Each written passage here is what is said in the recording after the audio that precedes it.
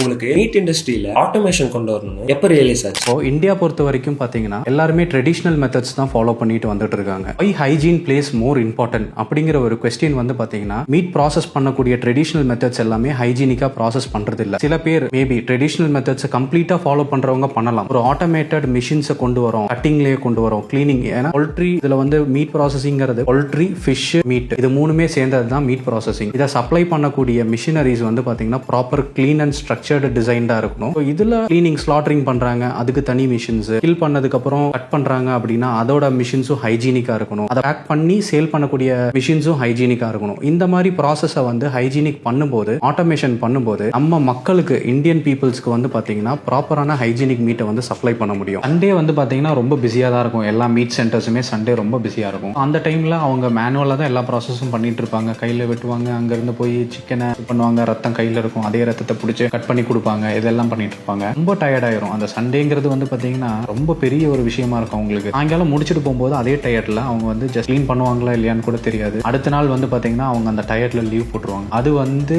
அந்த இடத்துல அந்த கட்டையில ரொம்ப பாக்டீரியா கிரியேட் ஆயிடும், புழு பிடிச்சிடும், நிறைய விஷயம் இருக்கு இதுல. அதை வந்து அதுக்கு அடுத்த நாள் வரும்போது தான் அவன் வந்து பாத்தீங்கன்னா கிளீன் பண்ணி எல்லாம் கட் பண்ணுவான். அதோட பாக்டீரியாவே எவ்வளவு அஃபெக்ட் ஆகும் அப்படிங்கிறது ரொம்ப பெரிய ஒரு விஷயமா இருக்கும். இதனாலதான் ஹைஜீனுங்கிற கான்செப்டை உள்ள கொண்டு வந்து நாங்க மிஷின்ஸை ப்ரொவைட் பண்ணணும் அப்படின்னு நினைக்கிறோம். எங்க மிஷின்ல அந்த மாதிரி ப்ராப்ளம் இருக்குமான்னு கேட்டா கண்டிப்பா இருக்காது. ஏன் அப்படின்னா நாங்க வாஷிங் சிஸ்டம் கொடுத்துருவோம். இன்பில்ட் வாஷிங் சிஸ்டமும் இருக்கு, வாட்டர்ல வந்து பாத்தீங்கன்னா வாஷிங் சிஸ்டமும் கொடுத்துருவோம். அது மூலியமா ஈஸியா ஒரு 5 minutesல வந்து ஈஸியா கிளீன் பண்ணிட்டு போயிடலாம்.